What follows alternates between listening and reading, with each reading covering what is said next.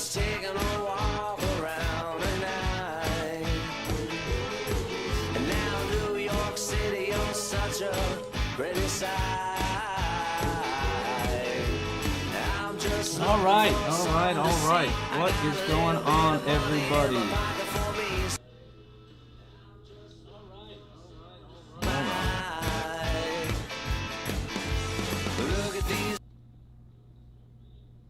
How are we doing?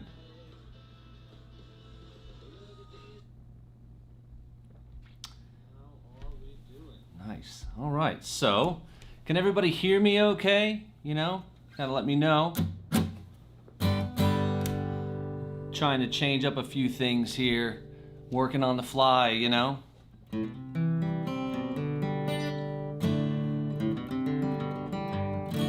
All right, Steve. Thank you for the heads up. What's going on, everybody? How is everything? How's life out there in the wild world?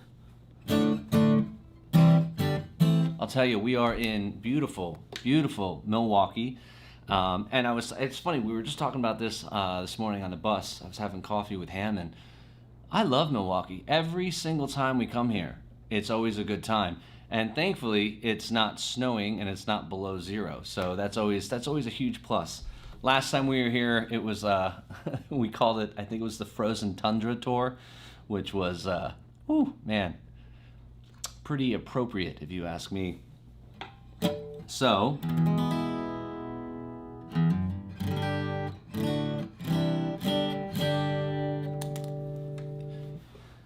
second show of a 10-day run here tonight in at the Riverside Theater. This place is gorgeous. I was doing a bunch of video stuff today, and I didn't get a chance to do a walk around, but I'm pretty sure I did a walk around of this before in a tour vlog. So I don't feel like I missed out, but I'll definitely get some footage. I've got some GoPros and stuff I'm going to stick on the stage and maybe get some live footage and incorporate that into future videos and stuff as well. But let me check the comments here. I think I have a much better setup than last time, which I was really bummed out about, man. I did all my I checked everything, walked around. I had a good internet connection, but I guess the microphone on my phone, it just blipped out as soon as the stage volume hit it. So unfortunately that happened, and I am gonna try and do more of that, because I think that would be a really cool thing for you guys to see, like how our sound check works, and you know, how we run songs, work things out. You know, generally speaking, if we haven't done the song in a long time, then we're gonna run it at sound check. But it's really just a quick warm up, make sure all the amps and the guitars are working, all the connections, everything is good to go for the show. That's primarily what it is, and then it gives everyone a chance to kind of blow the dust off of the day, play some tunes, and get in the mindset. And it does help if there's a song that we haven't done in, say, like, I don't know, 6 months, 7 months. Generally, it's like a request that gets sent in that we do. So then, you know, we get the set list. I mean, I woke up this morning and saw what we were playing tonight, so which is plenty of time to kind of go over stuff if you haven't played it in a while. But I will quote Phil when it comes to Zeppelin's music. He said it was brilliant. He said Zeppelin's music is hard to learn but easy to retain, and there's no truer statement. I mean, it's the best way to describe playing Zeppelin's music. It's difficult to learn. It's difficult, and I'm still learning little intricate parts. Or you re-listen to it again. Everyone calls it like voodoo music, because you've heard the song a million times, and the next time you listen to it, you're like, oh man, I never heard that. It jumped out of the mix, and it always changes where you listen. If you're listening in your car, or you're listening on headphones, listening off your computer, like the mix is always going to sound differently.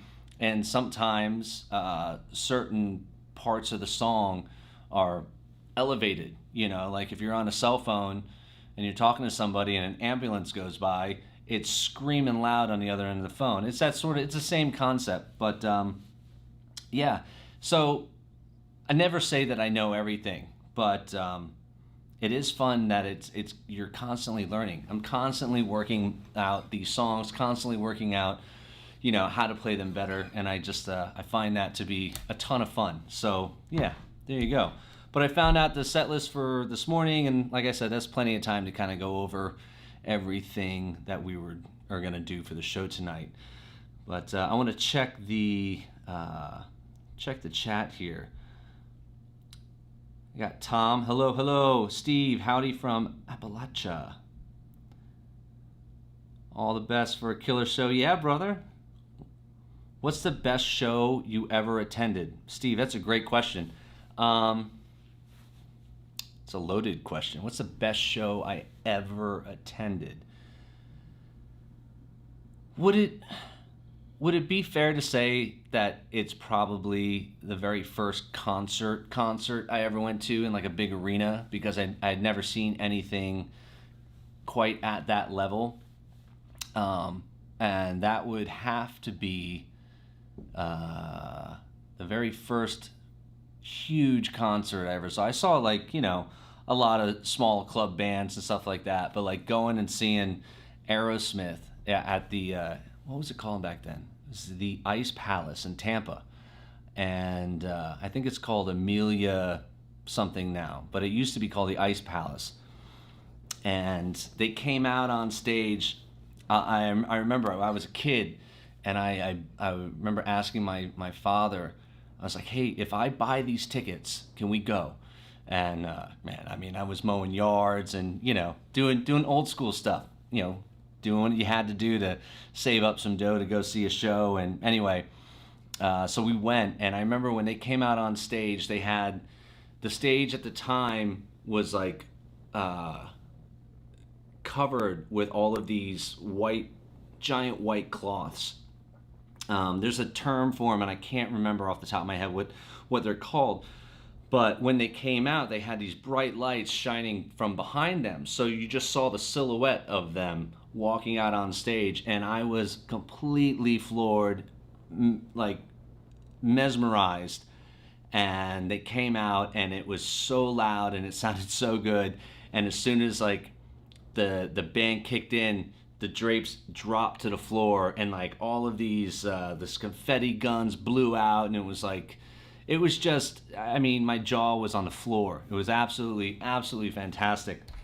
And yeah, it was such a good time. I'll never forget that. So is that the best show I've ever attended? It definitely left a memorable it was definitely a memorable moment. Elton John at the what was it, the Barclays Center in Brooklyn? Or was it MSG? It may have been MSG. That was fantastic too. I mean, guy brought the whole place to tears. I mean, he's just to be able to see a legend like that with your own two eyes, man. Like that's really something special. And one more. If you know me, you know I'm a big fan of a cat named Butch Walker, and my wife turned me on to him. He's been around for a long time. Had a band in the early 2000s, late 90s, early 2000s called The Marvelous Three. Then he went and did a bunch of solo stuff, but he's a big-time producer. But I wasn't familiar with him. And around I think it was 2010, give or take, it was right when his Spade record came out. My wife has been a huge fan of him since like the late 90s, early 2000s. And she was like, we're going to go see him. And we went to the Stone Pony. And this guy came out on stage, no band behind him, walked right up to the microphone, and then just started singing. No instruments, no nothing, and he just captivated the entire audience, and it was moving. I don't know how else to put it. It was just, you're in a moment and you're witnessing somebody he controlled the entire sold-out venue at the Stone Pony just by walking out and grabbing the mic and singing. And dude, it was it was unbelievable. And from that moment on, hooked, totally hooked. He blew me away. And everything, if you want to listen to some new music, you don't know who he is, look up Butch Walker. I guarantee you will be floored. He's awesome. So there's a long-winded answer. And for those of you who don't know, I like to talk. I get those comments all the time on my videos. God, this guy never shuts up. Tammy, how are you? Let's see what else we got in here. Sounds good. Hello, hello. Jerry. Zen, what's up, Zen? Open heart surgery in 2 weeks. I'm gonna miss you in Utica. Your music will keep me upbeat. Oh man, I can't read the name. Oh, my computer screen's cracked right there. Kathy, sending nothing but love, man. Nothing but love, Kathy. Hummingbird sounds great. Thank you. How's the cheese state? Dude, it's good up here, Zen. It's really good. Cheese curds. Not if I want to fit into my, spandex, which I don't wear. That's a joke. Sometimes I feel like I have to clarify. Did I ever see Zeppelin live? No, I did not see Zeppelin live. I've never seen any of those cats. I had tickets when I was a kid when Jimmy Page and Robert Plant were going out on tour. Back when you had to go to like your local music shop to buy tickets through Ticketmaster. I think we went to, what was it? It was like FYI, I think was the place where you can go and you can buy records and CDs and all that. And for whatever reason, something came up and we couldn't go. I don't think they canceled that show, but then I do know that he came back around. Jimmy Page was on tour with the Black Crowes, and we got, again, tickets to go see that. And that was when Jimmy Page got laryngitis and canceled the shows and all that. So that was a bit of a bummer. So I've never had the opportunity to see any of those guys at all. But I would absolutely love to. And I missed Robert Plant by like a week and a half in New Orleans. We went to a little spot down there when we had a few days off, and it was awesome. It was like just tiny little club. I can't remember the name of it at the moment, but there's no PA, there's no microphones or anything, and you go in this one little room and you sit down, and it's tiny. It's like it's the size of a corner bar, and we watched a band. They were amazing. Literally like a week and a half later, Robert Plant shows up. Whole band in there, whole thing, like he just sits in with them. It was like, of course, but let's see. Black and Blue Tour, Black Sabbath, Blue Oyster Cult. I did a show with Blue Oyster Cult a long time ago. It was the band I was in, it was a band called More, and it was at the Hero Ballroom, I think, in New York City, and it was us, Blue Oyster Cult, Blondie, and the Beastie Boys. Yeah, and it was like something with the SPCA. It was like a benefit, something like that. But it was man, that was a ton of fun. It was a ton of fun, and to see those guys do their thing, to see Blondie. She was just an absolute gem of a human being to hang out with. Just, the nicest person on the planet. She was so sweet. Let's see. What's your favorite band or bands to listen to? Well, Kevin, Butch Walker is one of them. I am a huge Stone Temple Pilots fan. And if I had to say my favorite band, it's going to be them. And I'll tell you why. Because when I was a kid and I was playing guitar and I was, I had it in a corner of my room, and I had one of those like $99 acoustic guitars that, my mom bought me when I was like 10 or 11. And I just couldn't figure out. Maybe I was 9. I was younger than that because I was 11. I was 10 when I learned that riff. Anyway, And I remember my stepfather had a red Strat. I have it now. It's at my house. But he showed me this riff.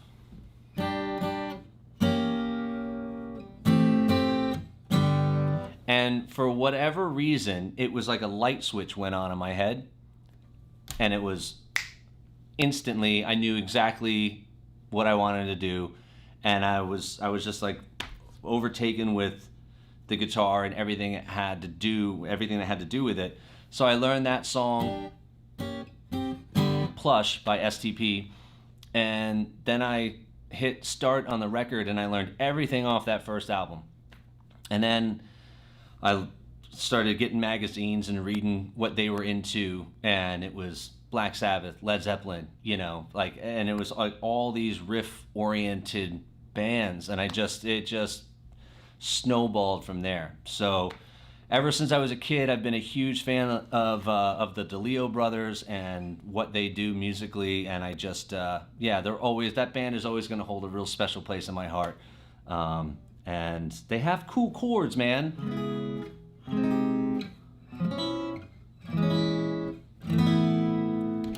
Rob DeLeo's a big bossa nova guy, and so he, being a young guitar player, like trying to figure out those chords was really difficult.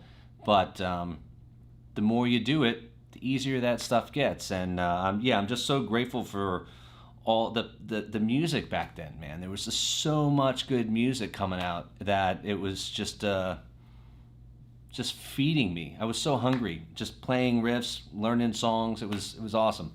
So that's my favorite band. Gang of Four, dude. Gang of Four is awesome. I love them. Elton is amazing. Steve, you're welcome for the guitar lessons, man. I'm glad these things are, people seem to be digging them.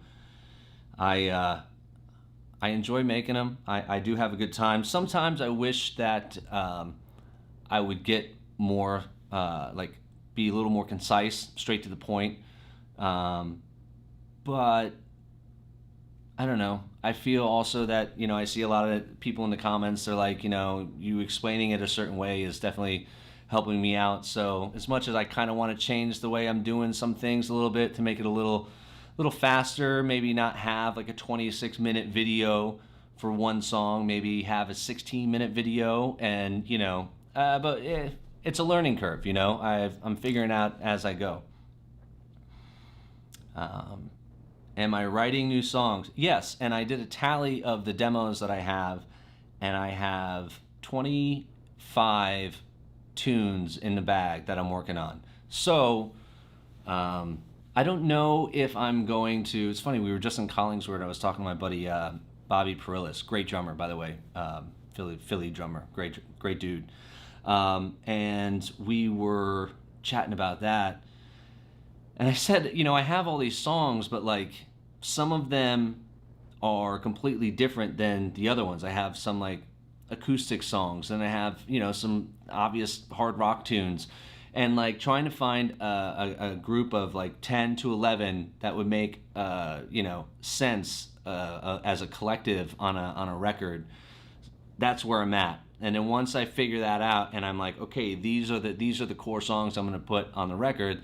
Then I'm gonna rip them apart again, re-demo them out, and then I'll go back in the studio and I'll record them. So I don't know. I don't want to put a timestamp on like, I'm gonna put out a record this year. I mean, I would love to, and that's what I'm shooting for. But it all depends. But I've definitely been in a huge writing mode lately. So when you get in those modes, you gotta hit record and just see what happens, because they don't stick around for a long time. Sometimes the writing block comes up and sticks around for a few months. But right now things seem to be flowing pretty good. Let's see. Had tickets for In Through the Outdoor tour, Will Johnson. But sadly, of course, Bonzo died. Yeah, man, 1980. Oof. Saw Plant and Page twice. Yeah, man, I wish I would have been able to see them. Who knows? Fingers crossed. I know Hammond went and saw them when they did the reunion show, whenever that was, was it 2010? And the celebration day for at the O2. And, you know, it's funny that one of those videos, I think it was Good Times, came on, and they played it all in the same positions, but they played everything down a whole step. So when you listen to it, because you know, I play these songs all the time, and I haven't seen that. I haven't seen the videos for that Celebration Day concert they did for quite some time. I mean, and as soon as the first two hits in Good Times kicked in, you know, I instantly hear it's an E, and when they started, it was, and I was like, oh, you know, it definitely stuck out, but it still sounded amazing, and Paige was awesome. The whole thing, they were great. No way you're that old. Thanks, Steve. Yeah, that's why I wear a hat and I cover up my face. Saw Zeppelin in the 70s. Pretty good. Robert, did you read music before playing guitar? Nope, still can't read music. Can't do it at all. I mean, I can look at it and I know, like, you know, oh, that individual note is an F, or you know what I mean, but I can't read music. If you put it in front of me, I wouldn't have any idea what to do. I'd probably just play my own thing. Listen to see what key you were in, and then just pick it up from there. Saw Get the Letter for the first time, Myrtle Beach, a couple months ago. Amazing. The tradition for now. Hey, that's great, man. We're gonna be back there, I think in September. I think. Don't quote me on that.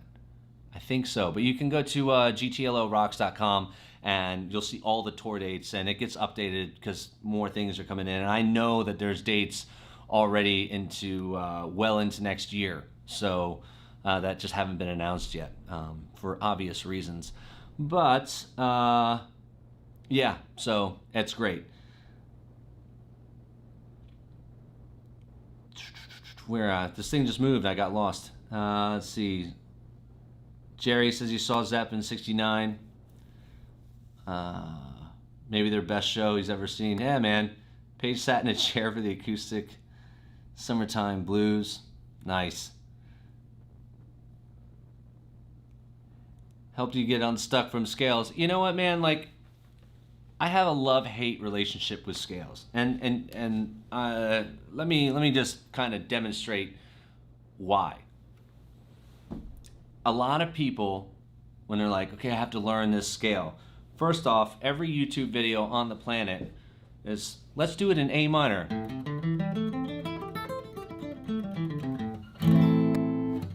Or whatever. And that is not musical. This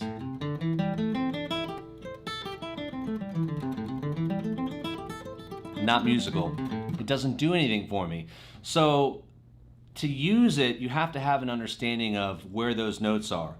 But the thing that I always try and get across is know where the notes are. You're like, is there? You can do that move. And then this note is also in the same. So if you slide into it,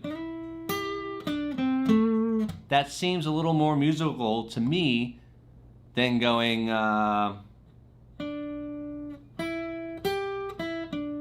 know?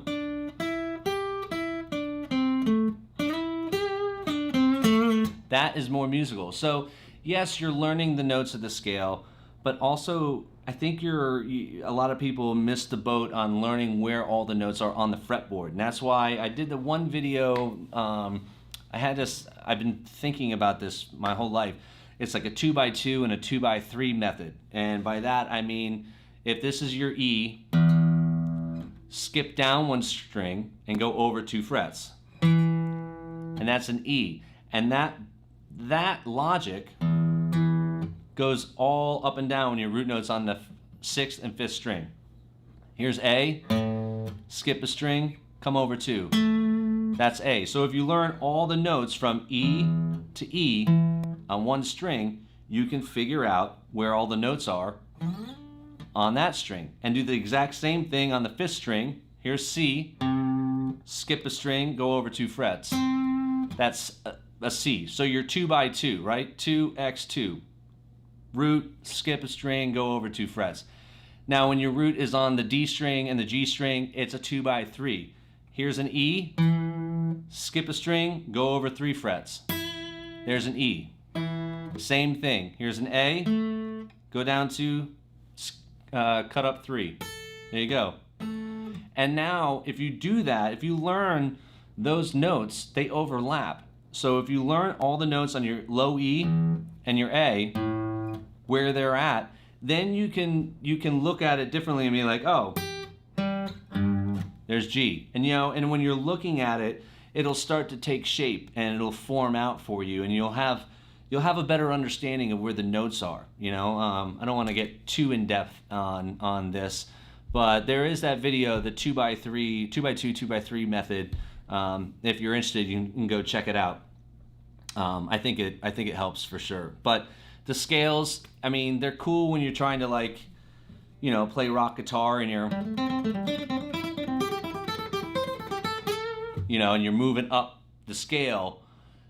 That sounds cool, but have some sort of musicality. I don't know. That's what I try and do. I try and have some sort of musicality, because if not, then everything just sounds and feels stiff. I don't know if that makes any sense. I hope it does, but we'll see. I don't play guitar, but love every lesson. Thanks, Michael. Every equipment breakdown, backstage tour video. Thanks, man. Oh yeah, more coming, dude. More are on the way, that's for sure. When will you come to Detroit in October? Yeah, I don't know the actual date, but I know we're coming back. So like I said, all the tour dates, go to gtlorocks.com. I don't even know what day of the week it is. And I say that jokingly, but it's kind of hard for me to remember what actual dates we're going to be in what city. But yeah, I would definitely check out the website. Robert, I dug the lesson for what is and what should never be. Do you teach the song Thank You? Yeah, I did a video for Thank You as well. And I did the whole solo for it too, which Hammond just completely crushes every night. It's really fun. That's the one thing I really enjoy about this band and everyone in it, that they really, I make sure that I bring my A game, because I know that they all are, and I don't want to be the one letting them down. That's where I'm coming from. And yeah, it's fun I get to play a 12 string on that, and Hammond plays the acoustic part with the acoustic solo, and it's just it's fun. A lot of these songs, I've been doing them coming up 5 years now, believe it or not, with I've been working with Get the Let Out, and I am definitely at a place now to where I can play my part but focus in on somebody else. I can play the underneath the solo. This is out of tune, but I can do that and but zone in on what Hammond's playing and just listen to him and enjoy it. So that's really that's a lot of fun for me.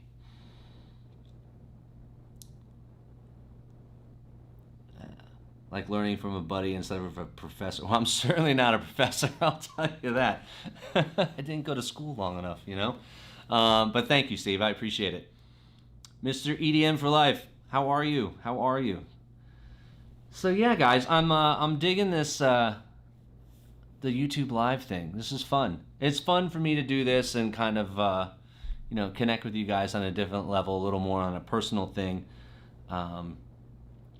And like I said earlier, I definitely want to get more of the behind the scenes for like a sound check, but I definitely have to do a few more tests to make sure that the audio isn't going to cut out, because I was really bummed to see that. And unfortunately, I set the camera up and I walked away. I had no idea, and you guys just stared at us standing on stage and no audio. What a bummer, man. What a bummer. But let me see if I can tune this thing up real quick. This poor guitar, man. I don't want to tell you what we're playing tonight, but the tuning on this thing is all over the place. And strings do not like to go from one extreme tuning to another and then back. So you gotta stretch them.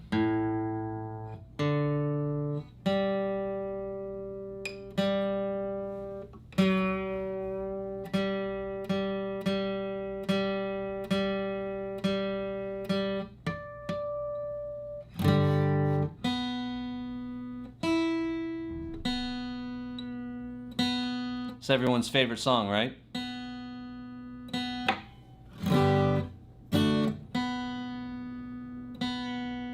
There we go.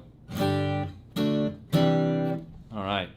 So yeah, if you're ever in need of a quick tuner, actually, Boss makes this. It's kind of cool. It's on your phone. It's just an app.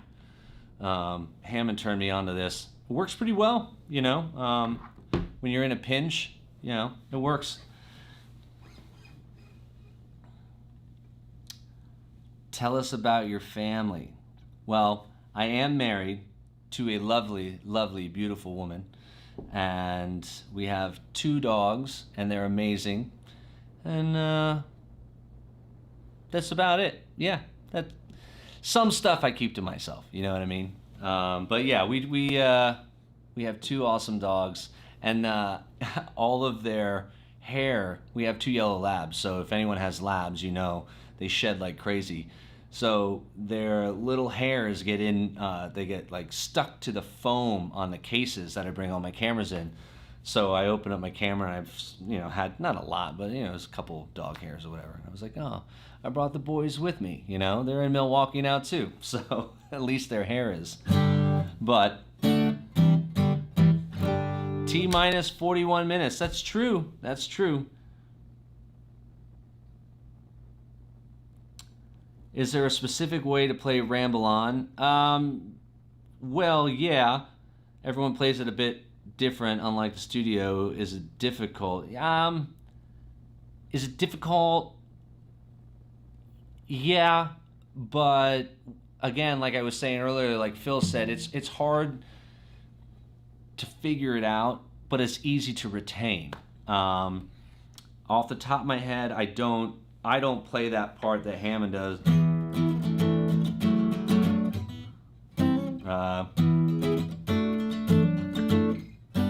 I can't. Yeah, I don't know what he's doing because I'm doing this part.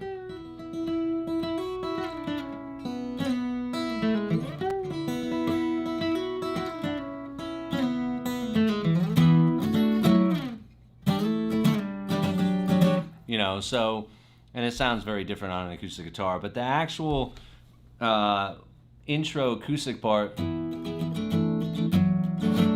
I don't know where it goes from there. I'd have to sit down and think about it for a second. But yeah, it's in the wrist. That song's a lot in the wrist and what you're actually doing. I used to play it all the time. I in other projects. I just haven't played that part in, oh my goodness, like ages, like probably before COVID. Yeah, so is it hard? Yeah, can you do it? I'm sure you can. A lot of people can. And again, the thing is, like, just have fun with it, you know? That's the most important thing about playing music, is to have fun. Like, you know, sometimes you see guys on stage and they just don't look like they're having a good time. And, you know, try and find that good time, man. Try and, like, we're playing music. You know, you're playing music for a living. Like, I don't know. It should be a good time all the time. But, hey, what do I know, you know? I just got a John Lennon acoustic, my first acoustic. I haven't played that. Playing it makes my arm sore, strumming arm really quick. Am I doing something wrong? Or is it because I'm 65? No, it's not because you're 65. Sometimes it comes down to the way, you know, your posture. To be honest with you, man, like, you know, are you hunched over it? You know, try and keep your back straight a little bit. Lean back. Don't like hunch over. I see a lot of guys doing this, that's going to hurt your back and it's going to put strain on your arm. So just try different posture positions, and maybe switch it over here and put the cutout right here on your left leg. So when you're strumming, your arm's not completely over the body of the guitar, because I know a couple of cats that had like shoulder surgery, it's hard for them to lift their arm over the guitar, so they sit like this and they can still get at it, So give that a shot. What's your favorite Zepp song to play on stage? I get asked this question more than probably any other question, and it varies. So lately it's been Song Remains the Same. For selfish reasons, I play all the guitar solos, and it's a total blast, and it's super challenging, and it makes me step up my game because there's a lot going on, and if I don't pay attention or I get distracted by one thing, I can get lost. So it's really something that you need to pay attention to. Some of the slide stuff, In My Time of Dying, is a ton of fun to play.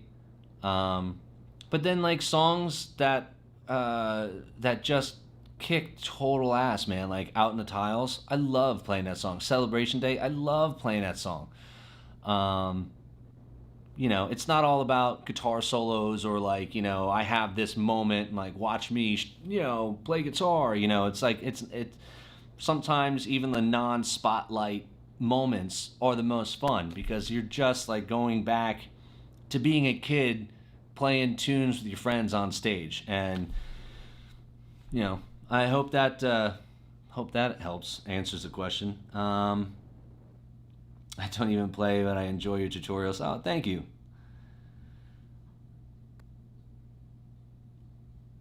Song remains tougher than Achilles. No, Achilles is 10 and a half minutes or close to 11 minutes of concentration.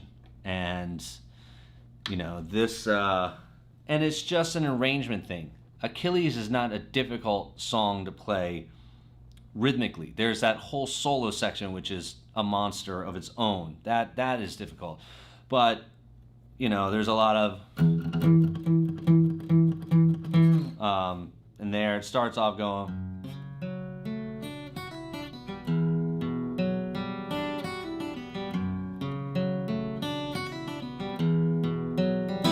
yeah.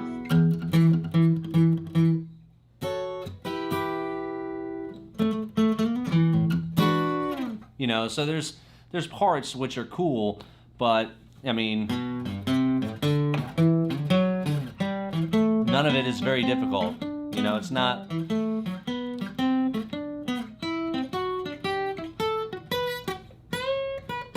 It's not unattainable. The difficult aspect of it is the arrangement.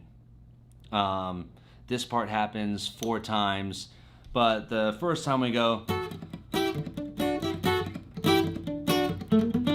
however that riff goes, that section happens 5 times the first time, which is weird, and you can even hear Bonham hit the crash like it's over, but then everyone continues to play it one more time. So it's little things like that, the arrangement, and then this riff only happens once.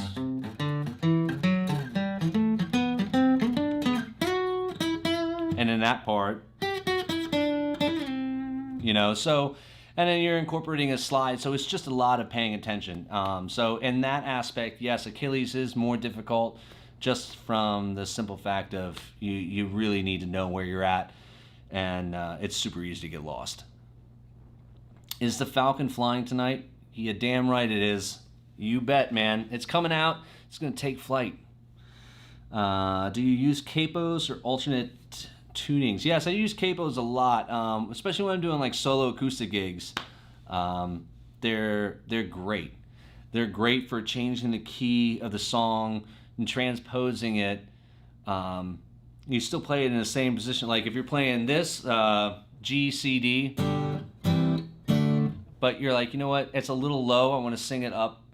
I want to sing it in A. Instead of changing the chords altogether in your hand position and playing A, A, D, E. So man, this is all out of tune again. I need to set this up before the show. But you can just move the capo up and still play the same chord positions, and it's gonna be fine.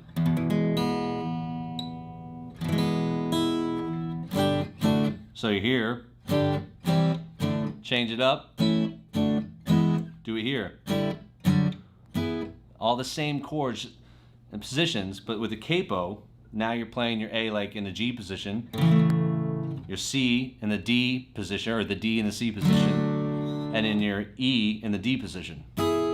So capos are cool like that. You can move things around. You can also, like, it opens up just the, the option of, that's a little more difficult to do if you want to change positions. You're not gonna, makes it way easier to do this. How would I do this capo like that?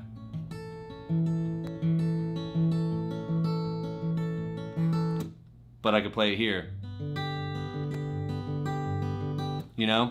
So capos are great, and they're a fun tool to use in your back pocket. Can a girl in the crowd throw your concentration off? No, my wife is watching this, Robert. I don't see anyone in the crowd. Yeah, of course, anyone can. It doesn't have to be just a girl. It could be, a dude wearing a funny cheese hat. You look over. Sometimes I see guys wearing like hilarious shirts. I'm not going to say what I see because, kids, have some sort of some class a little bit. I don't want to be the reason why young people are adding new words to their vocabulary. But, yeah, anything, man. People's shirts, they're wearing hats. Sometimes they're dance moves. Got to tell you, I've seen some pretty awesome dance moves. So, yeah, that can be distracting as well. Anyway, guys, it is 7:30 our time here in Milwaukee, and that means it's 30 minutes. So I have to go set this guitar up. Thank you guys for checking this YouTube live out, and let me know, man, if you guys want me to do more of these. I dig it. This is fun, just sitting back, telling the stories.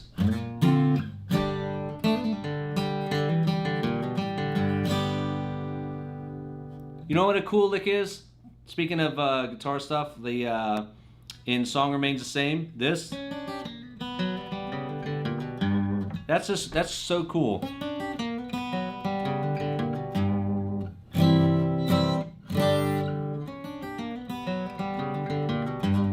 So much fun.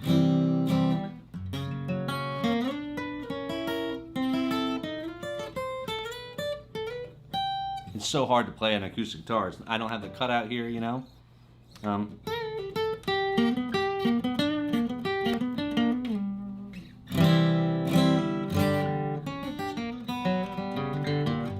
Very country. Anyway, so yeah, that's gonna do it for the old live stream tonight, guys. I let me know. I hope the audio was good.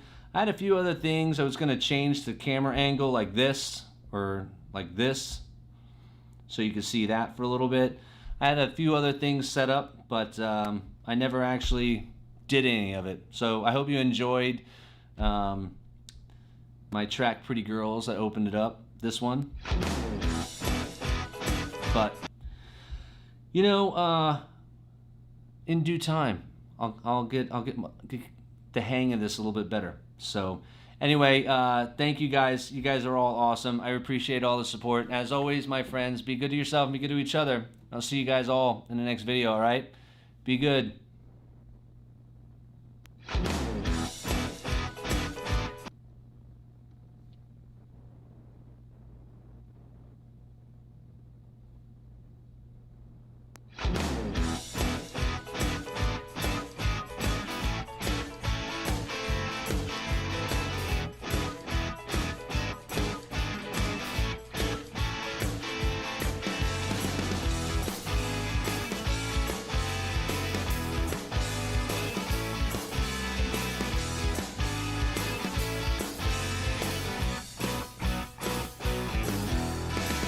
just taking a walk around at night.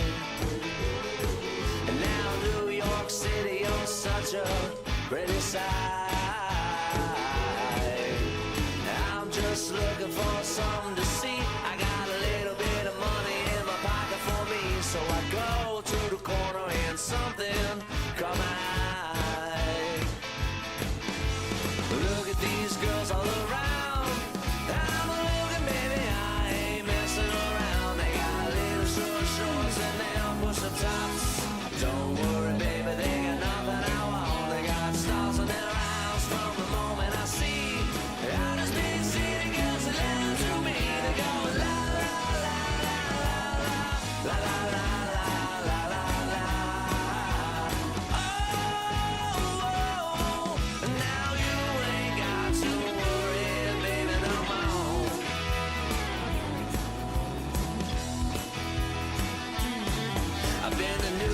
City and Los Angeles, London, Tokyo, and even Paris, France. I've been all around the world, and what do I see? All the pretty girls just walk in the scene. They got guitars on their backs and their dreams in their eyes. Everybody's got the same fear in their sides. When I go to the corner and something come out. Look at these girls on the right.